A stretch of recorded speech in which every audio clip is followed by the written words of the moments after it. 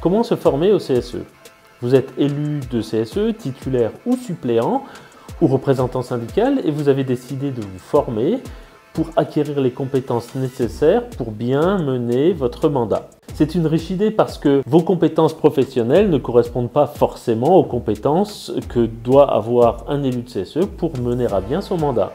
Or, le Code du travail vous donne les moyens pour vous former au CSE. D'abord, des jours d'absence pour formation et d'autre part, des budgets qui vous permettent de financer cette formation. Dans cette vidéo, je vous explique comment tirer le meilleur parti des droits qui vous sont octroyés par le Code du travail pour vous former efficacement et mener un mandat utile au sein du CSE.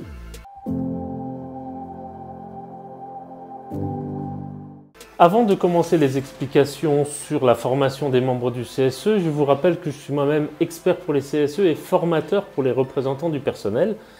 Donc tout ce que je vais vous expliquer dans cette vidéo, c'est mon métier. Je vous en fais donc profiter, vous fais profiter de mon expérience professionnelle. Je vais vous expliquer les règles qui permettent aux représentants du personnel de se former sur les questions en lien avec leur mandat. Dans une salle de classe, avec un formateur, en présentiel comme on dit maintenant. Mais avant cela, je vais vous présenter Comelis, qui est une solution de formation des représentants du personnel en ligne, en vidéo et qui fonctionne par abonnement. Ce sont des MOOC, comme on en voit de plus en plus. Chaque module de formation est découpé en leçons d'une dizaine de minutes dans un format comme YouTube et qui permet à un CSE qui s'abonne de former plus et mieux ses élus pour un coût inférieur. De plus, les abonnés bénéficient d'un accompagnement à distance permettant de poser toutes les questions possibles au formateur qui se fera un plaisir d'y répondre. Cet outil est particulièrement bien adapté au CSE dont les élus ont du mal à dégager des disponibilités pour partir parfois loin de chez eux plusieurs jours pour se former. Il est aussi particulièrement bien adapté aux petits CSE qui ont peu de moyens et qui en l'occurrence auraient un budget trop étroit pour se payer une formation à la hauteur des besoins. Car rappelons que le budget de fonctionnement du CSE n'est que de 0,2% de la masse salariale de l'entreprise, ce qui est très souvent insuffisant pour former tous les élus en plus des dépenses contraintes du CSE. Vous pouvez vous abonner en ligne sur comelis.fr en toute autonomie, mais vous pouvez aussi me solliciter pour cela, pour vous accompagner. Sur le site, vous trouverez un échantillon de 3 vidéos extraites de 3 modules différents de formation qui vous permettront de vous faire une idée du contenu. Mais revenons à la vidéo sur les droits à formation des représentants du personnel. Si vous voulez vous former correctement à l'exercice de votre mandat, il vous faut 2 choses. Des jours d'absence autorisés pour pouvoir assister à des formations et un budget pour payer les frais pédagogiques de ces formations et les frais de déplacement si vous vous formez loin de chez vous, l'hôtel, la restauration, le trajet. Lorsque je parlerai de représentants du personnel dans cette vidéo, il s'agira de tout élu de CSE titulaire ou suppléant, tout représentant syndical au CSE et aussi tout délégué syndical même s'il n'est pas membre du CSE et tout représentant de proximité lorsqu'ils existent. Ces 2 représentants syndicaux ou représentants du personnel ont des droits et le CSE peut payer leur formation. D'abord, comment s'absenter pour se former au CSE?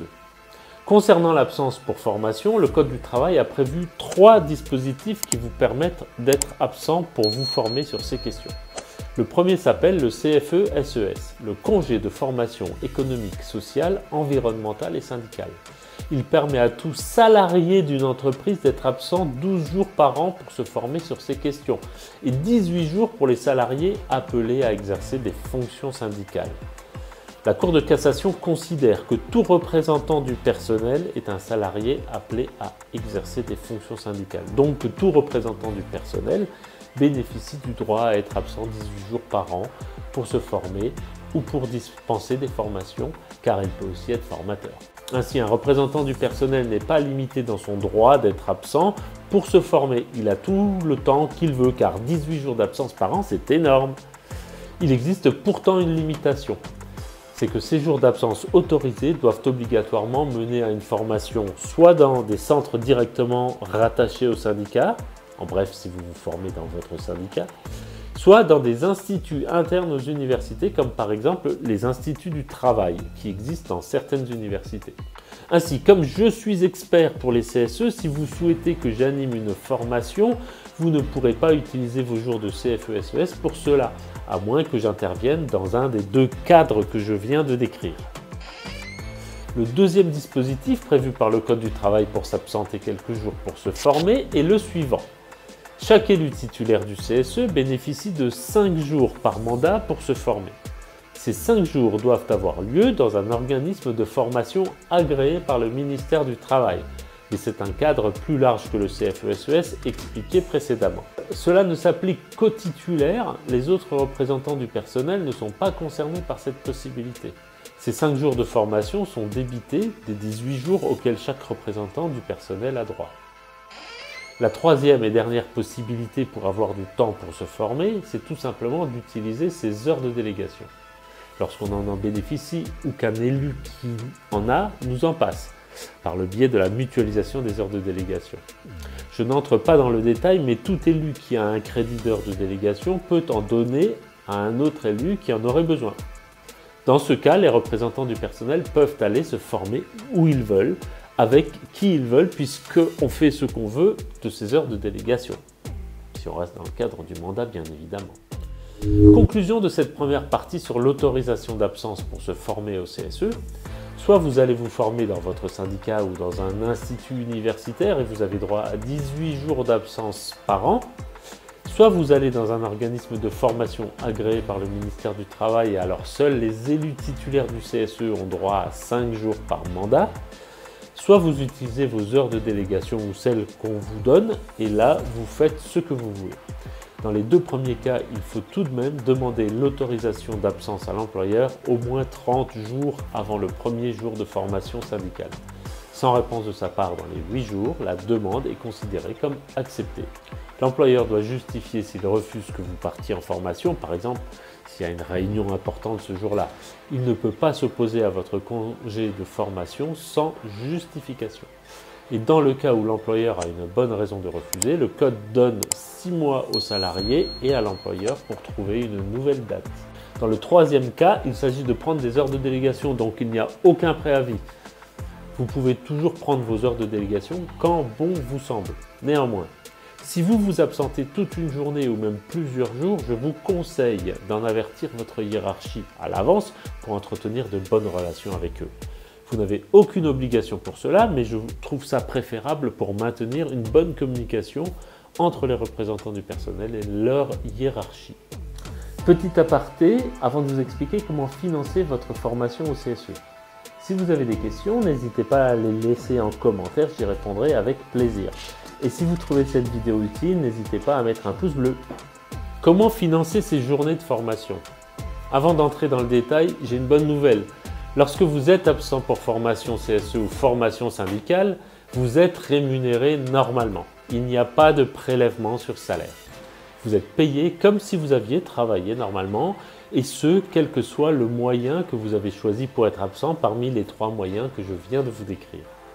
Ensuite, votre employeur peut se faire rembourser votre salaire pour ces jours de formation par l'organisme auquel il cotise tous les ans pour ça. Mais à la rigueur, qu'importe, cela ne vous regarde pas. L'important à savoir, c'est que vous êtes payé normalement lorsque vous êtes en formation pour votre mandat de représentant du personnel. Ensuite se pose la question du financement de la formation proprement dite. Les frais pédagogiques et les éventuels frais de déplacement, hébergement et restauration. Eh bien, le Code du travail a une fois de plus tout prévu. Le budget de fonctionnement du CSE des entreprises de plus de 50 salariés est fait pour cela. Le CSE a le droit de régler sur son budget de fonctionnement les frais pédagogiques et tous frais de déplacement effectués dans le cadre de cette formation. Certains CSE ont même une ligne budgétaire dédiée à ce type de dépenses. C'est plus compliqué pour les représentants du personnel dans les entreprises de moins de 50 salariés car il n'y a pas de budget de fonctionnement. Dans ce cas, les frais de formation pour les élus du personnel peuvent être pris en charge par l'OPCO, duquel dépend l'entreprise, c'est-à-dire son opérateur de compétences. Ces frais peuvent aussi être pris en charge par l'employeur qui n'en a pas l'obligation pourtant. Vous former correctement, c'est indispensable pour bien effectuer votre mandat, pour limiter l'énervement et la déprime qui caractérisent trop souvent les représentants du personnel. C'est vous donner les moyens supplémentaires dont vous avez besoin. J'espère que cette vidéo vous aura permis d'entrevoir toutes les possibilités que vous avez pour vous former et ainsi mieux exercer votre mandat dans votre intérêt et celui des salariés de votre entreprise.